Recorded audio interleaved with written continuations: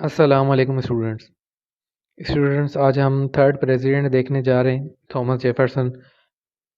ये इसलिए भी इम्पोर्टेंट है हमारे रीडिंग के लिए कि ये फर्स्ट एंटी फेडरलिस्ट हैं जिनकी हुकूमत आती है। पहले वाशिंगटन फेडरलिस्ट, उसके बाद एडम्स फेडरलिस्ट, उसके बाद अब जाके एंटी फेडरलिस्ट, पहले एंटी फेडरलिस्ट आते हैं हुकूमत में। हम देखते हैं इनकी क्या पॉलिसीज और क्या चेंजेस हैं। सबसे पहले हम देखते हैं बिफोर प्रेसिडेंसी ये कैसे थे। हमें पता है author of declaration of independence थे। उसके बाद एडम्स के ये वाइस प्रेसिडेंट थे और उसके बाद इनका टेन्योर जो है वो 1800 लेके 1808 तक, 89 से 97 तक वाशिंगटन, 97 से लेके 1800 तक एडम्स, एक टर्म, यहाँ पे दो टर्म्स, यहाँ पे एक टर्म और दोबारा दो टर्म्स जो हैं हमारे पास इधर जेफरसन के। उसके बाद ये वर्जीनिया से होते हैं और इनका एजुकेशन में बड़ा बिलीफ होता है, तो ये यूनिवर्सिटी ऑफ वर्जीनिया इन्होंने ही फाउंड की थी। ये एमसीक्यूज बड़ा कॉमन है। अच्छा, पॉलिटिकल आइडियल्स क्या थे एज ए प्रेसिडेंट? ये कॉमन मैन में बिलीव रखते थे। ये कहते थे डेमोक्रेसी ऑफ कॉमनर्स होनी चाहिए, एलिट्स नहीं होनी चाहिए। Theory of non interference, laissez faire economy, ये फेडरलिस्ट एंटी फेडरलिस्ट वाली चीज़ दोबारा से आ गई। देखें कि वो नहीं चाहते कि इंटरफेयर करें ज़्यादा, ये नहीं चाहते कि सेंटर के पास ज़्यादा पावर है। ये कहते हैं ना हम किसी बिजनेस को छेड़ेंगे, ना मार्केट को छेड़ेंगे, कुछ भी नहीं करेंगे, आप जो फ्री इकोनॉमी, फ्री मार्केट खुद से चलती रहे। तीसरे नंबर पे एग्रेरियन डेमोक्रेसी, इनको मैन्युफैक्चरिंग और इंडस्ट्री से डर लगता है। ये कहते हैं कि एग्रेरियन सोसाइटी अच्छी होती है, मैन्युफैक्चरिंग इंडस्ट्री के जितने भी लोग हैं वो बुरे होते हैं, उनमें लालच होती है, उनमें ईविल भरा होता है, तो ये बुरा समझते हैं। Supporter of simple economy, anti federalist हैं। ये कहते हैं कि ऐसी इकोनॉमी होनी चाहिए जो हम समझ सकें, अकड़ बकड़ ना की हो इकोनॉमी में, बस सिंपल जो है फ्रीली चलती रहे, हम कुछ भी ऐड नहीं करेंगे इसमें, कोई प्रोटेक्शनिज्म नहीं होगा, कोई हमने लोकल इंडस्ट्री सेव नहीं करनी। अगर हमारी इंडस्ट्री में पोटेंशियल होगा तो खुद ही से वो ऊपर आएंगी। नंबर पाँचवा है एटीट्यूड टुवर्ड्स स्लेवरी। ये स्लेवरी को बहुत गंदा समझते थे, ख़त्म करवाना चाहते थे, पर इसलिए ख़त्म नहीं करते क्योंकि उस टाइम पे 99% जो एग्रीकल्चर था वो चलता ही स्लेवरी पे था। तो ये एग्रीरियन डेमोक्रेसी पे बिलीव रखने वाले हैं। ये नहीं चाहते कि एग्रीकल्चर का कोई एक भी जो है वो परसेंट कम हो। ये एग्रीकल्चर को उल्टा बढ़ाना चाहते हैं, इसलिए ये फ़िलहाल स्लेवरी के टॉपिक को छेड़ते ही नहीं। इनकी डोमेस्टिक पॉलिसीज़ देखते हैं। लिमिटेड पावर ऑफ सेंटर, ये मिलिट्री का साइज़ रिड्यूस कर देते हैं। टैक्सेस जो हैं एक साइज़ के ख़त्म कर देते हैं। एंटी फेडरलिस्ट हैं, सारी पॉलिसी उसी तरह की होंगी। उसके बाद लिबरल पॉलिसीज़ हैं, फ्री मार्केट है, लिबर्टी टू स्टेट है।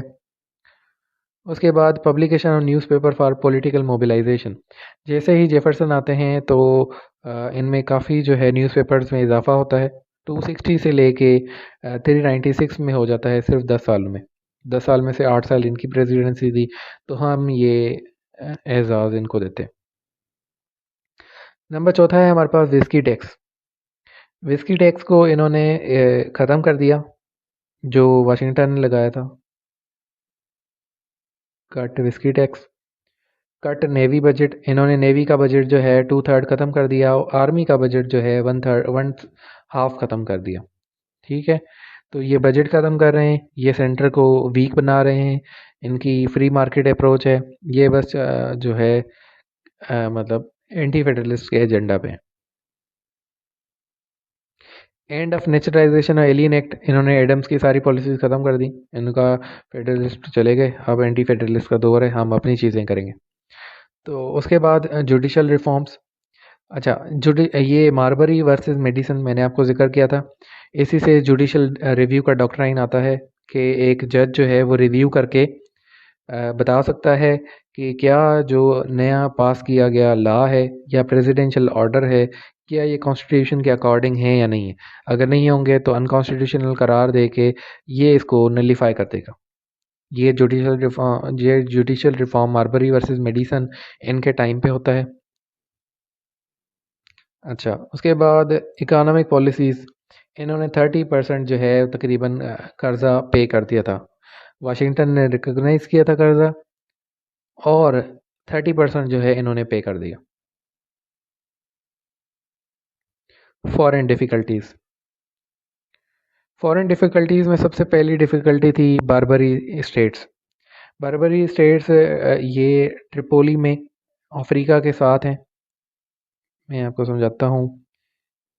ये आपका यूएसए है, या ये आपका पूरा नॉर्दर्न कॉन्टिनेंट है। यहाँ पे ये यूरोप है और यहाँ पे ये अफ्रीका है। तो यहाँ पे करके ये पायरेट्स होते थे जिनको बर्बरी पायरेट्स कहते थे। जब यूएस जो है यहाँ से शिप्स करके यहाँ से दाखिल होते थे यूके के लिए या फ्रांस के लिए, यूरोपियन मार्केट के लिए, तो ये जो बर्बरी पायरेट्स हैं ये इनको लूट लेते थे। तो इनके लिए ये बड़ा मसला था। इन्होंने जो है फ़ोर्स भेजी ट्रिपोली के जो है उस वक़्त किंग को, पाशा को, और इन्होंने मर्चेंट्स को प्रोटेक्ट करवाया और वहाँ पे ये जंग जीत गए। तो ये इन्होंने मसला हल करवाया। ये दोबारा होगा मसला, ये 1812 की जंग के बाद, यूके की जंग के बाद दोबारा से ये मसला होता है और उस टाइम पे फुल फ्लेज इस बर्बरी पायरेट्स के साथ वार लड़ी जाती है। ये जेम्स मेडिसन लड़ते हैं। अच्छा, चैलेंजेस टू यूएस न्यूट्रलिटी। 1793 में वाशिंगटन ने न्यूट्रलिटी दी थी कि हम यूरोपियन अफेयर्स में नहीं पड़ेंगे, पर यूके जो था वो तंग कर रहा था। यूके और फ्रांस दोनों तंग कर रहे थे।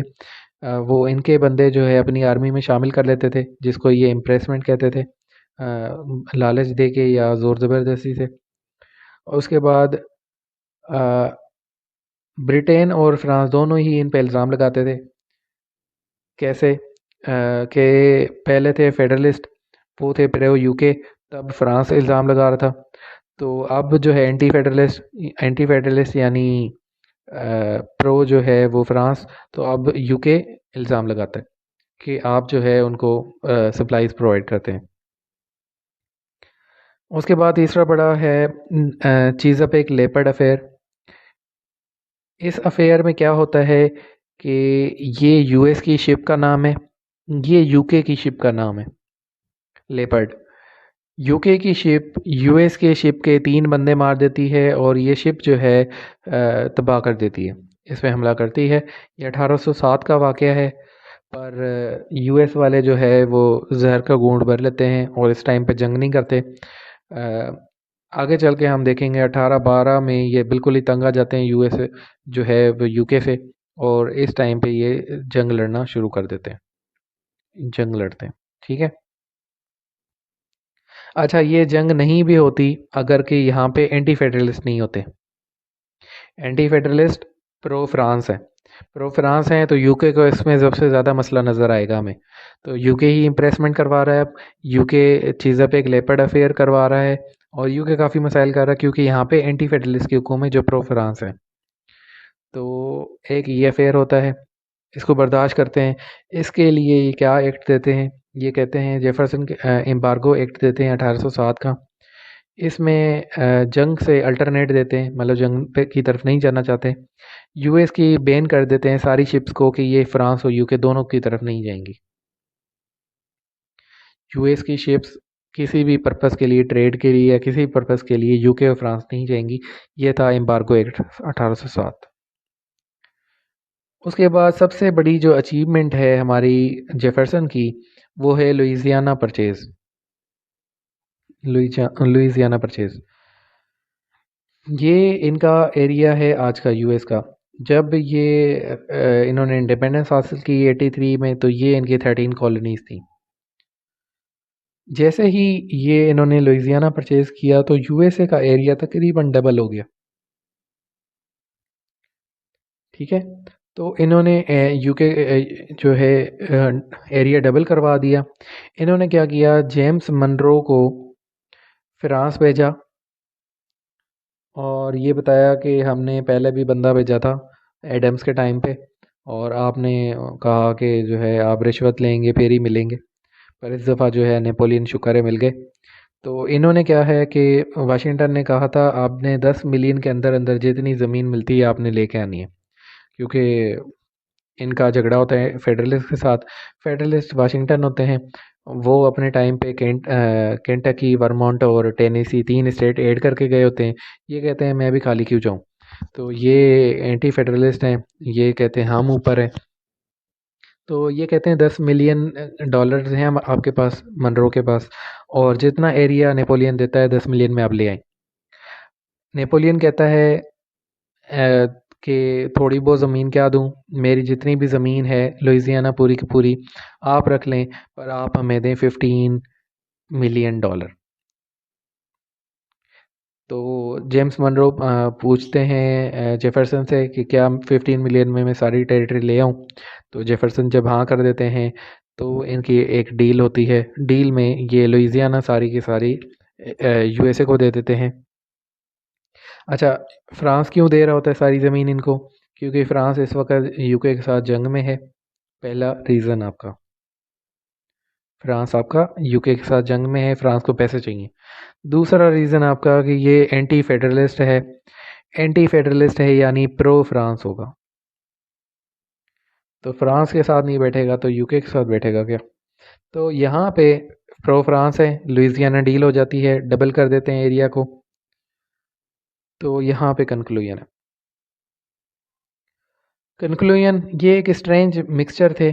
एक तरफ कहते थे कि हम स्लेवरी को जो है डिसलाइक करते हैं, पर अपने घर में इतने स्लेव्स थे कि किसी प्रेसिडेंट ने आज तक इतने स्लेव्स नहीं रखे।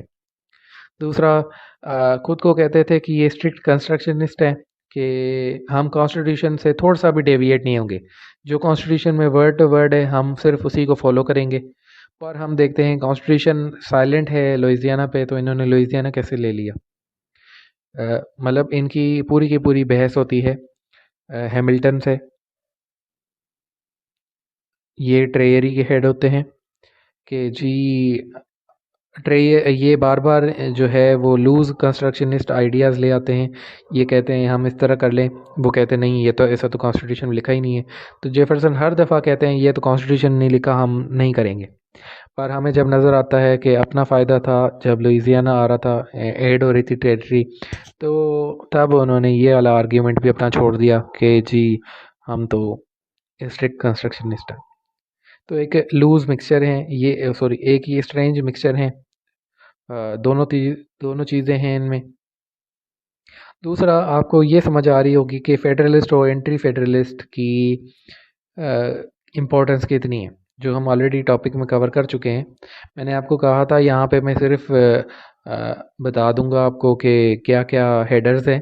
आगे चल के एग्जांपल्स मैं आपको प्रेसिडेंट्स के टाइम पे दूंगा। तो यहाँ पे मैंने आपको तीनों प्रेसिडेंट्स के टाइम पे बहुत ज़्यादा एग्जांपल्स दिए हैं। हर एक एक्शन के पीछे बताया है कि ये एजेंडा वही है, ये फेडरलिस्ट और एंटी फेडरलिस्ट की वजह से। तो उस टॉपिक को दोबारा से रिवाइज कर लें और उसमें जो है अपनी तरफ से एग्जांपल्स लिख लें जो आपको सूट करती हैं। तो यहाँ पे जी हमारे टॉपिक कंप्लीट है। ये नेक्स्ट लेक्चर में मिलते हैं इंशाल्लाह। अल्लाह हाफिज़।